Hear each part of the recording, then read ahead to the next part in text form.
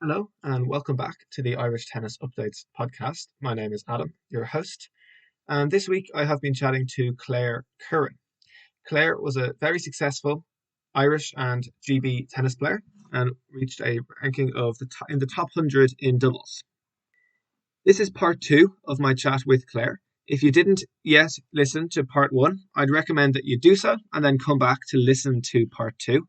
In part one, among other things, Claire talks about junior tennis, US college tennis, and the US Open.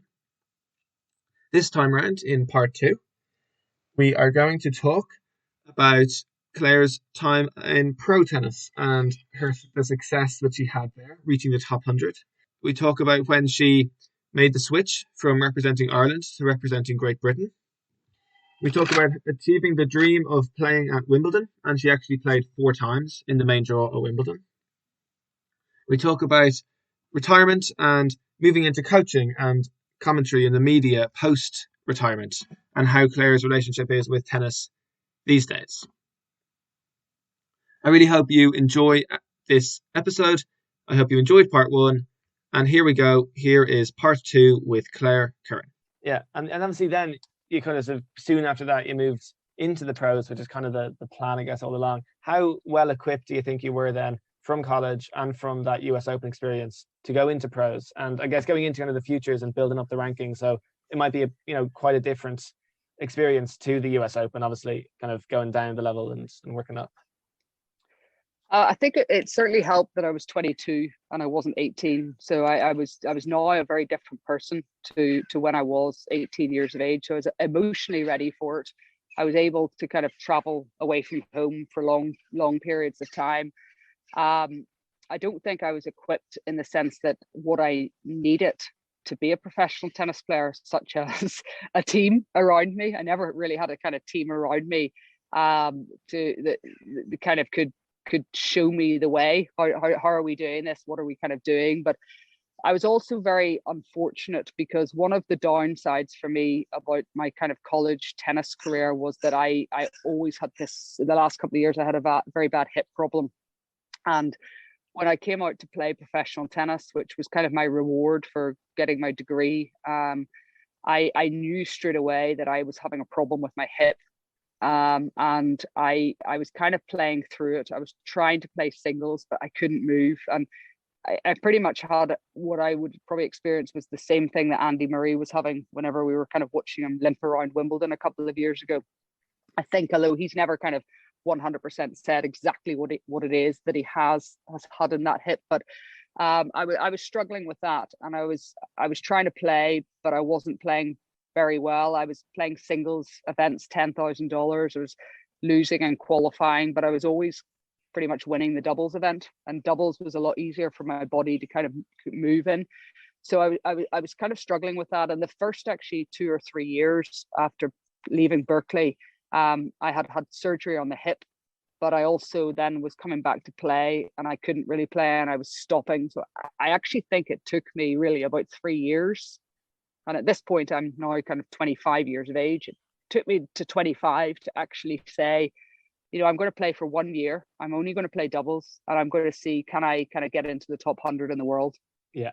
And also at that time, and I'm sure at some point you will ask me probably the question about why I switched my nationality over to play for Great Britain. But that time I also made the commitment. I guess the goal was that I was going to break the top 100 in the world. I was going to play for Great Britain, and with that, I would have been playing in the Grand Slams. But that kind of decision was made when I was really 24, really 25. Yeah, and I guess just before we get to that, you did, as you turned pro, and obviously you said the first couple of years the injury was still kind of niggling away at you, but you did then have a lot of success, kind of 12 titles, and you did get to the top 100. Do you have kind of proudest moments or like best moments that stand out from the kind of the early-ish years as you had more and more double success and you did see the ranking starting to rise? I saw the ranking rise, but I didn't ever see the bank balance rise with it. That's the really tough thing with playing doubles. You'd be winning these titles and you'd be winning enough money that would kind of cover your telephone bill at the time. It was not lucrative. I think probably the biggest, outside winning the NCAAs in doubles, which I still think was probably one of the kind of the biggest kind of moments. I think it would definitely not the titles. I made a WTA tour final in Canberra, and that was really big for me because I knew that I was breaking the top 100 in the world when we were in that final, and I also knew that I would make the British Fed Cup team by having kind of that result, and I think that was probably for me like that kind of wow moment. Like this is a really big achievement here, to be able to kind of do that. Yeah. And just before we do kind of move on to switching over and playing for the GB Fed Cup team, just ask you a little bit about all the years that you kind of played, obviously as young as you said, kind of 15, playing for the Irish Fed Cup team, and how those years were. And I guess they were kind of your first tastes of senior kind of adult tennis. So how were those early, and then obviously as you kind of got a bit older and still playing with the Fed Cup team for Ireland? I think firstly playing on a team was always really important to me, and before playing on the Irish team, my first teams were playing for the Ulster team, playing interprovincials at a junior level from a very young age, to them being on that senior team when I was 13 for Ulster was massive. And I'm surrounded at that point by people who are adults and people who were kind of nurturing me a little bit and advising me, and also a lot of the men players on that Ulster team, they were playing with me a lot. They were, and I honestly cannot give them enough credit, and all the people that were involved at a very young age, especially kind of in Ulster, for kind of helping me get to the point where when I was 15 I got onto that Irish Fed Cup team, which for me, I remember I got picked on the team. I'd beaten Leslie O'Halloran in a tournament in Lower Ahada, down in Cork, and Matt Doyle had come to watch that match. And Leslie was a brilliant player. I mean, absolutely brilliant player. And actually, I would say if anybody influenced me the most in terms of doubles from a young age, it was Leslie. I remember she said to me when I played a tournament with her when I was about 13, a ball went over my head, and she said to me, "Do not ever let that ball drop. Take it out of the air." Yeah. And I to this day say that to players, but also as a player, I hope that I used my athleticism to try to get up and always hit the overhead. But unfortunately for kind of Leslie, I was kind of nipped that place on the kind of team for her. And we went to Nottingham. It was Gina Nyland, Siobhan Nicholson, Karen Nugent, and myself. And I mean, Karen and I were so young. We were most immature two people that you could kind of possibly have, but we really had so much kind of fun together. We were very big rivals. But in those early years, we really had kind of a lot of fun together. And Gina and Siobhan were kind of like more kind of serious, and would have not serious actually. No, they probably weren't serious in many ways, but I think they just kind of laughed at the two of us kind of doing or kind of the way that kind of we were with things. But it was brilliant. It was probably my fondest memory, that Fed Cup.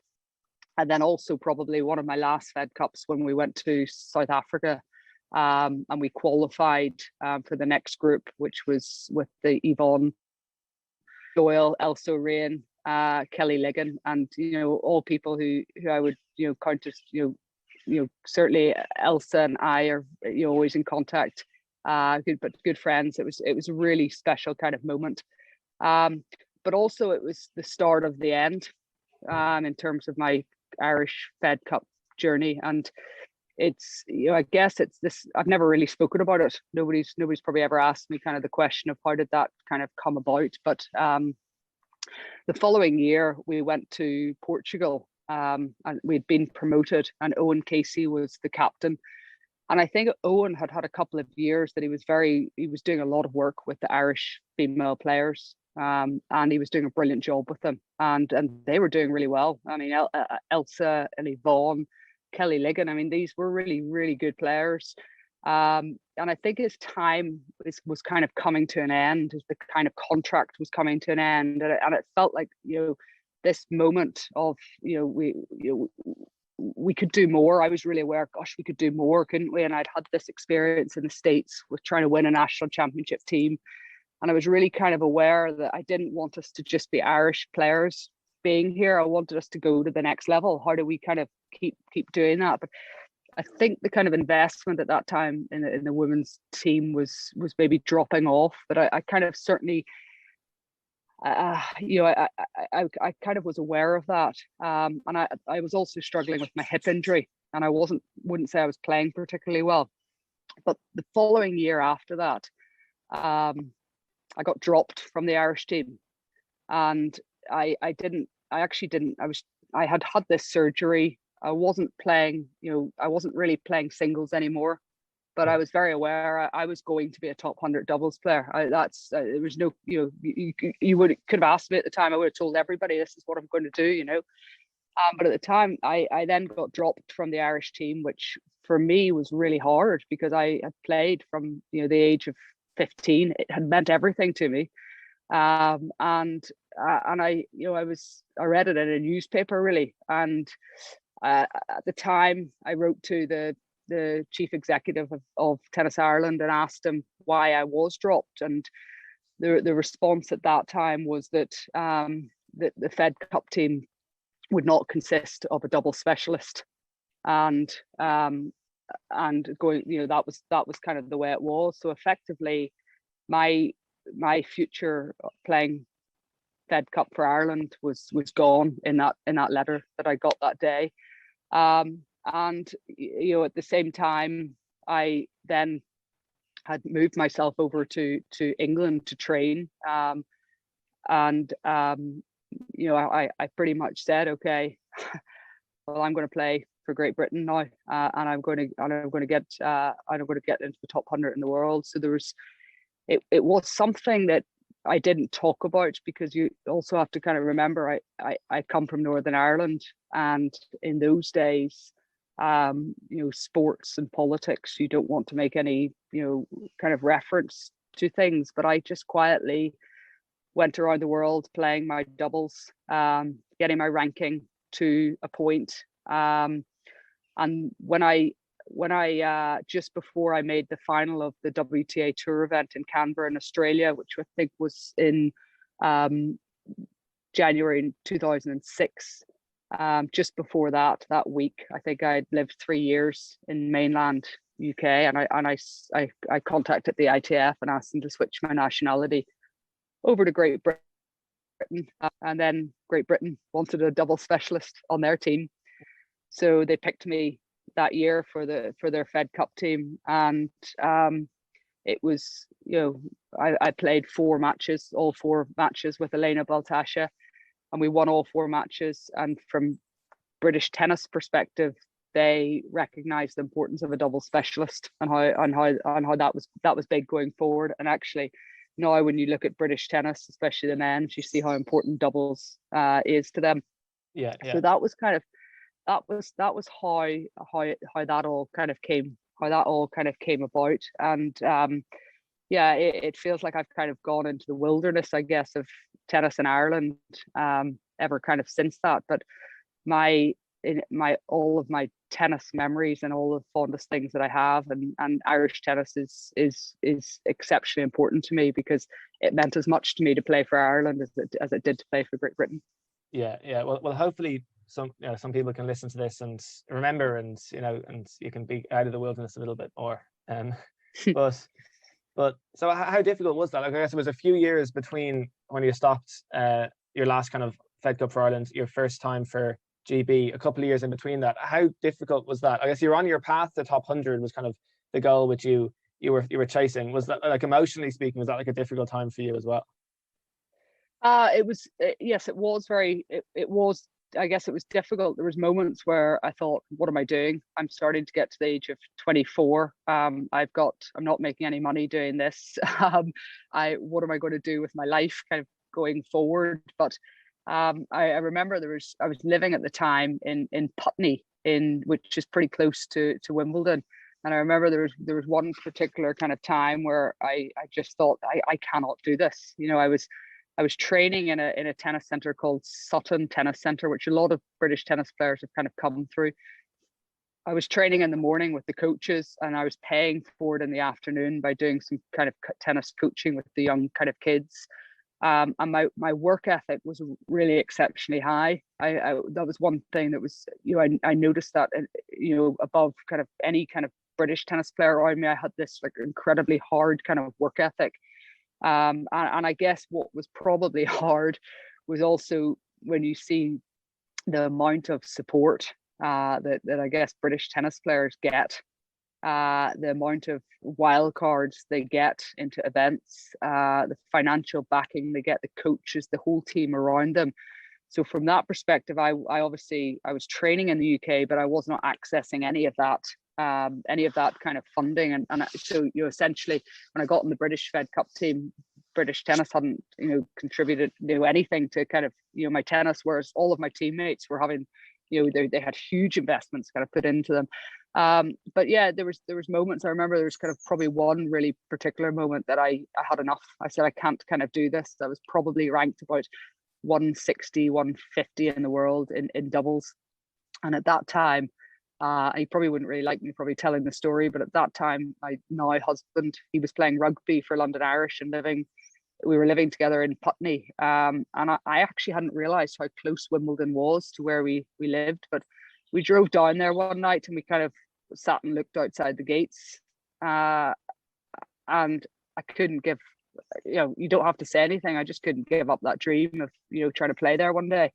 So that kind of got me back on court again, and kind of got me back kind of, doing all of the right things. But no, it was a difficult journey, because I think as well, wild cards make a big difference. And when you get your ranking up, and I got my doubles ranking up very quickly into kind of 160 in the world, but going from 160 to 100 was difficult. Finding partners, having the kind of continuity of the same partner each week, training with them, all of those things, I wasn't able to kind of do that. I was just playing with different people every week, jumping from continent to continent, spending a lot of money kind of doing this. Yeah, that was probably the toughest thing. And obviously, if you can get wild cards, you get your ranking jumps kind of forward, that would have certainly helped. But that kind of wasn't the case with me. And it just became that at the very end, I got into that tour final. But ironically, when I made that final in 2006, and I broke the top 100 in the world, I actually knew that was probably going to be the end of my tennis journey. Bizarrely, I was at the peak of my game, but mentally I couldn't see the top 50 in the world. Yeah, it didn't mean enough to me at that point. I just thought, what am I going to do here? I'm 26, 27. I'm going to play another couple X amount of years. I'm going to get to the top 50 in the world. And what does it mean? I couldn't reconcile that. Once I had played Wimbledon, and once I had got on that kind of British Fed Cup team, and I think I probably felt like I'd kind of proved a few things. I couldn't at that point go, okay, now I've got to start thinking about winning these tournaments or doing really kind of well. And I think if I was to kind of regret anything, and I don't regret it, but I wish I could have seen it slightly differently, because I think there was a lot more to come from me, tennis wise. Yeah. So you kind of had reached some of those goals that you'd had for a long time of playing Wimbledon, of top 100. And then that sort of the motivation sort of went a bit then when you sort of reached those goals, and to see next goals was kind of tricky for you. It was really tricky, and at that point I think the London had just won the bid for the Olympics, and I remember my dad saying to me on the phone, "This is amazing, Claire. I mean, you could be at the Olympics in 2012." And I remember thinking, Dad, there's no way I'm going to be out here in 2012. I couldn't, the journey of being to get to where I was so long and actually probably difficult that I couldn't take another. I couldn't find kind of like another path. And when you don't have the motivation to run up the hills by yourself, first thing in the morning, or find a stadium to kind of run up, or do your sprints, or do all the things that I was kind of doing totally and utterly by myself, without any real support or anybody kind of beside me pushing me along, outside my family. When I couldn't find that in me anymore, then how could I do it? Because you have to do it 100% committed. You have to work really hard. All of those things have to be there, and I had just lost the will to kind of hit forehands cross court and still miss. Yes, yeah. Now, and I guess before you get to that stage, maybe kind of along that journey, you do get to play in Wimbledon. I think 4 times you got to play in the main draw of Wimbledon. So even that first time, how did that feel? The first time playing senior Wimbledon and finally kind of achieving that dream, that goal. Yeah, well, the first time I played Wimbledon, I got a little bit lucky to get into it, because I was a lucky loser. I'd lost, actually. I was playing with a girl called Jane O'Donoghue. We had lost in qualifying, and luckily that year at Wimbledon it rained a lot, so I had kind of reconciled that Wimbledon potentially could be over for me. I was, I'd lost qualifying. I'd actually gone back to Sutton to train on a hard court for my next tournaments, and Jane O'Donoghue was playing in the singles that year, and I contacted her. She won her first round match. On the Wednesday morning of Wimbledon, I called her up in the car on my way to training. I said, Jane, will you just please sign us in this morning, just in case there's lucky loser? And I think that afternoon I got contacted to say, somebody had pulled out and you'd got actually into Wimbledon. So it actually came about. I was very unlikely scenario, and also I was training on a hard court. So yes, I would say once again, I kind of rocked up to Wimbledon very unprepared. And maybe didn't put in a very good performance either that year. Again, it was just,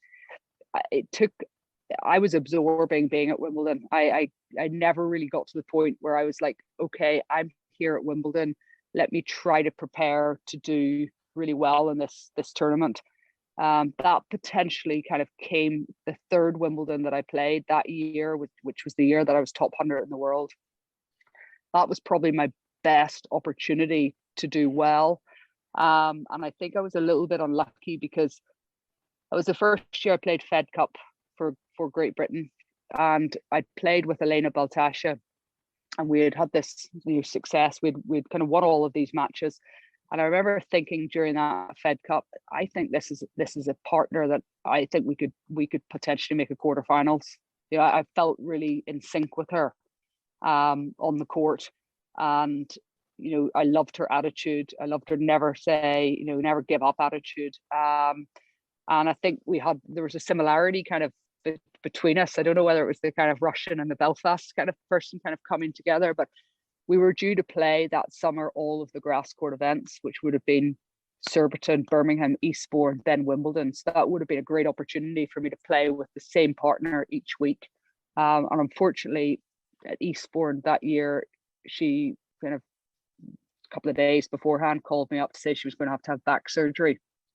So she pulled out, and I was scrambling for partners then. And I kind of ended up playing Wimbledon that summer with a girl called Jamia Jackson, who wasn't a doubles player. Again, you're not really prepared. You have to be as prepared, I guess, as I kind of was with my doubles partner that I played college tennis with. It's very difficult to, especially in the women's game, to compete against the very best players, because you're competing against the best singles players. The men's game is very different in doubles. You're competing against actually doubles players. But the women's game, it's made up of great singles players playing doubles. So you have to be, you have to really know your doubles partner and be in sync to be able to break those opponents down. Yeah. And just to move on then to your fourth year, 2007, playing Wimbledon, and I guess maybe a great example of two great singles players playing doubles in Serena and Venus. So how was that experience playing them with Anke Jothavong and out in Wimbledon that year? It was, I guess it's a great story, isn't it? You finish your Wimbledon career, you play against Serena and Venus, and you've always kind of got that. You've always got that one, I don't know, to talk about. I would have loved to have beaten some of these players. I have to say that, you get to the point but what was it like? It was, I wish I had have played them. I guess my first professional tennis match was against Hingis and Pierce at the US Open in 2000. And my last professional was in 2007 against Serena and Venus. And I wish it had have been the other way around, because Serena and Venus played a totally different type of tennis. They were faster, they were stronger, they were much more imposing. They dominated. Everything felt like I was rushing. And people talk about their serves. The serves are amazing. You've got to try to return those. Actually, the most dominating thing about them was them returning my serve, because they're standing so close and they're taking it on early. And I just wish I had that understanding of the women's game as a reference point 7 years earlier, because I would have thought, I need to hit the ball a bit bigger. I need to, find a way to be stronger on the serve. I need to just do a couple of things slightly differently. So that was kind of what I kind of got out of that match.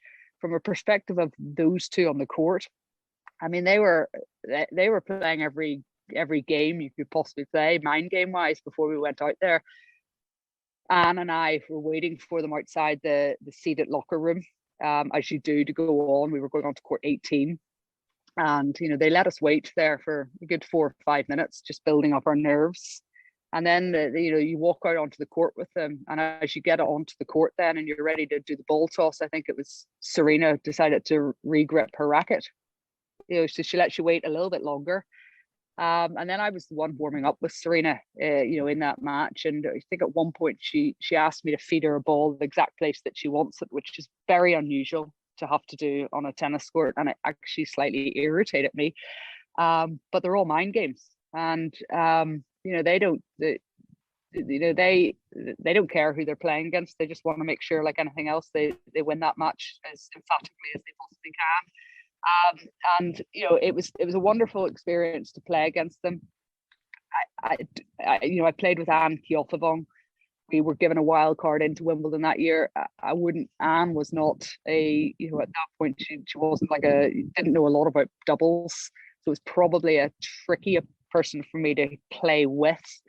I was probably overcompensating. I was trying to do the right things, but I think under kind of the circumstances to get a good result against Venus and Serena, who I don't think had ever been beaten at that point at a Grand Slam.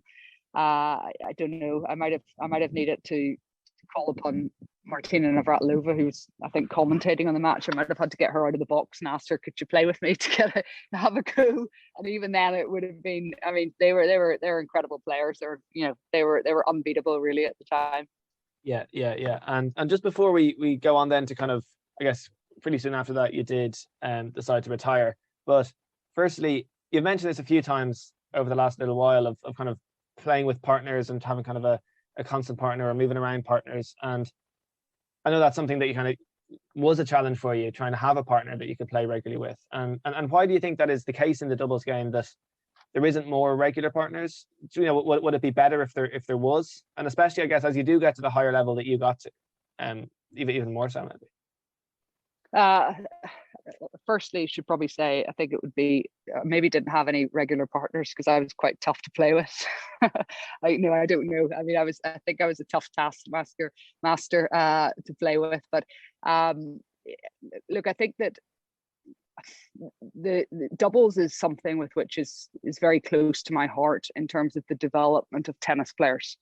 And I think the first thing that I would say with that is that every single kid who's possibly listening to this, or their parents or anything like that, I played doubles all the time as a junior. I played singles, doubles, mixed doubles. I played league tennis, team tennis as a junior at the boat club. Obviously, you played in the Fed Cup, you played in college, you played everywhere. And our developing juniors and players going on to the tour, they've got to keep playing doubles because it develops their game. It's they're playing with a team, they're playing with somebody. There's so many, and it's so much fun. And also, as you know, we all play doubles later on anyway. That's what we do. So I think that there's, in the men's game, there's a lot more regular partners. And they're all kind of playing together, and it's a much now more professionalized system. The ladies game, it's not so much like that. As I said, it's singles players coming together to play doubles, but they're all playing it. That's the kind of one thing kind of that you do notice kind of with it. So I'm certainly kind of involved at the moment in terms of the LTA and our British players who I don't think play enough doubles at all. I'm kind of putting together a strategy that makes sure that they are going to be competing in doubles as much as they are, or to a percentage chance as much as they are doing with their singles kind of going forward. Yeah, and I guess now just to move on to, I guess, that kind of side of tennis for you as you do retire and you move into the coaching and move into the working with the LTA, and you've kind of already touched on, I guess, some of the reasons around when you retired and kind of why you made that decision. But like, how then, when you did retire and you kind of hung up the racket for playing days, how did you kind of adjust to a new life, and how did you then kind of move into coaching, and how did you find that change? I think firstly I was very lucky, and I think this is why the education aspect was important, was that when I was playing Fed Cup for Great Britain, I was, I'd had a degree from university, and I kind of appeared to be probably somebody who had ticked a few boxes, top 100 in the world, university degree, in comparison, I think, probably to some of the British players who were leaving school very early and kind of not just pursuing their kind of tennis career. So I think because of that, the chief executive of the LTA at the time, Roger Draper, kind of recruited me, headhunted me, and not in a sense, when I was playing kind of Fed Cup, we spoke about he was going to begin kind of a new, a kind of new era of British kind of tennis, specifically putting a lot of money into the performance side, and asked would I be interested in being involved in that. And I, like so many other people, thought, I don't think I want to be a tennis coach. I just didn't think it was kind of for me. And I was a bit reluctant to get involved in that. But my first job that I took was really as an apprentice at the LTA. And in that first year, I spent the year kind of with the commercial team, with the junior team, the talent ID team at the time, obviously on the women's tennis team. And I was seeing the organization, all different aspects of it, and they were kind of thinking, which way do you want to kind of go with it? But I was also in an environment at that time where the coaches that they had recruited at the LTA, Paul Anacone, Louis Caillé, Carl Mays, who was coaching Kim Clijsters, he had taken women's tennis, Nigel Sears, who was Daniela Hanchnakova's coach. Those were the coaches that I was learning from. And that is pretty exceptional to have that type of education around you. And then obviously the British players were training at the National Tennis Centre as well. So one of the first jobs that I got, and I really kind of fell into it as opposed to wanting to do it, was to support Anne Keothavong, who was kind of in between a coach. And Anne had just broken into the top 100 in the world for the first time. And I didn't want to go back on the tour, but at the same time, I had a very good relationship with her, and we kind of did a little bit of work together that first summer. And she won her first round at Wimbledon that year for the first time, and it kind of, it was the natural thing for me to take that role on, with being mentored by Nigel Sears and Carl Mays from a women's tennis perspective. But from a coaching perspective, Louis Caillé has been my kind of greatest kind of mentor. But I traveled then with Anne, and she broke the top 50 in the world, so she was doing pretty well, and I had this wonderful exposure to being a coach, but also to be educated as a coach by these kind of great coaches. And I think it was pretty obvious to kind of everybody that was where my passion was, and that was where I should be kind of on a court. I enjoy being able to get the most out of people. That was really kind of evident, and I still do. So yeah, that's kind of where that job kind of came from. But it becomes a little bit tricky for a woman trying to coach performance and top level tennis whenever you start a family. That's whatever, I think, for women in sport, that's something which is very, very difficult.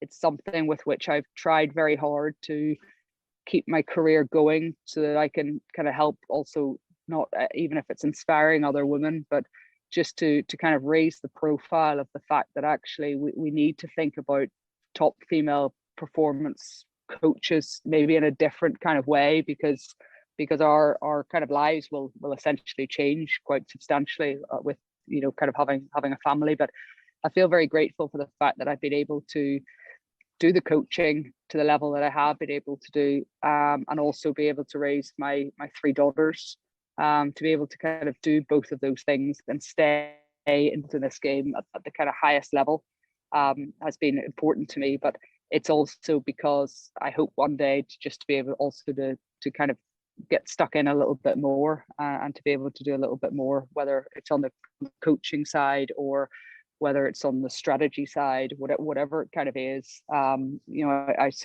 trying to keep myself in it so that there's more to come. Yeah, no, absolutely. And obviously you touch on British tennis, and that's, you've been working there, I guess, for a few years. So if I could just ask you, Claire, I guess a little bit almost of a comparison between what you have in Britain that you've experienced a lot, and then compare it to the Irish system a little bit that you experienced, earlier on in your life. So would you see anything that kind of similarities or differences that maybe one could learn from the other? Money. I think that, look, you can't hide away from the fact that tennis costs a huge amount of money at the highest level, and as a result of the Wimbledon championships, the All England Club finance and support the LTA to a level with which Irish tennis you can't even comprehend. It's, I don't know, what was it, 40 million a year that you get. I think that's something with which, specifically, I guess, with the link with Northern Ireland, I think that's something that if I was kind of involved in, or any way involved in kind of Irish tennis in any way, I'd be trying to find ways to exhaust that link, because is there a way to avail of some of that kind of funding that could be really beneficial to the whole of Ireland, from a tennis playing perspective. But in regards to what was different, I think that my experience for those 2 or 3 years living in Dublin under Matt Doyle at that time was probably the closest that it's ever probably been to kind of, everything was available, and I had a huge investment kind of put into me, and honestly I can't say thank Tennis Ireland and him enough at the time for being able to to be able to do that kind of for me. But I think that one of the things I've always loved about Irish tennis is the value that they have on education. And I think that it's very, very smart to be looking at those links for Irish tennis and American universities. I think that's really important. I also think it's important that you look at kind of a system that when players graduate as well, that they're not forgotten about. And I don't know whether that link between players of the age of 22 and even 30, is strong enough. Do we let players go at that age? That's, we've got to keep them in it, and also keep them in it because they'll stay in the game, which, whether it's professionals or working in the game, whatever it is, but that link has got to be, that link's got to be kind of really, really good. I think one of the biggest differences that I see in Britain at a young age, and I only know this because my kids are playing tennis, is there are so many competitions. And they are playing, there's competitions every weekend, every holiday. There's massive competitions kind of going on. And I think that's probably something with which is exceptionally important with that. And also, I guess, the structure that they have in the counties, that they have, players have access to county training. And it's not just, there's regional training, but there's county training which goes on kind of every weekend or every other weekend for players. They access that. I'm not sure how much tennis like that is being accessed in Ireland. It's hard for me to compare today because I don't know Tennis Ireland today. I kind of just know it kind of from my kind of day with it. But I think that one of the things that I recognized as a player was that I wish I had more exposure to what the very best look like. And I didn't have that. And I think that this is why the tournaments even that I used to play as a youngster in Ireland, that we refer to as the money tournaments, that had big sponsorship. And I was aware of those tournaments from the age of 9. I mean, when the Belfast Boat Club used to hold the Ulster Championships, we had players coming that were Wimbledon players, and I would go down to the club and I'd be playing with these players during the day. And I remember even being in Dublin and playing in a junior tournament, and my mum took me over to watch Lansdowne senior tournament just for one night, and I got a glimpse that night of Gina Nyland. Gina was about 6 years older than me, or 5 years older than me, and I saw her playing, and I was so inspired by, like, oh, look at Gina, she's the top Irish player, she's sponsored by Sergio Tacchini, this is incredible, and those things really mattered to me, and they kept me going, and they kept me thinking about what was my next kind of goal. And I think that's where it's really difficult in Ireland, that you don't have that level of exposure to the top level players, the top kind of tournaments, and I guess to standards. So I think that at all costs, try to get yourself into that. For if it's a youngster, kind of come over, play some kind of tournaments, just see what it is all about. Because then you're going to be like me and be 22 years of age and only plays your top 100 player at 22 on a court in New York. That's a lot. That's too late. Too late. Yeah. And I guess what you're really saying there, I'm kind of taking it, the 2 points are kind of both sort of competition related in terms of playing as many competitions, and weekly is kind of the ideal, I guess, sort of structure to have, and then also the having more competitions for, like, maybe pro competitions or the money competitions during the summer, or as much as you can to have to watch the level. So it's kind of both sides, but it's competition is sort of the common thing with both of those kind of ideas. Yeah, competition is obviously exceptionally important, but I think more than anything with any youngsters or juniors, it's important that you love what you do. I mean, I talked probably throughout this about I found the life of a tennis player very difficult, but I loved the game of tennis. I have to this day. I absolutely love it. It's the love of the game that would have put me through all the challenges.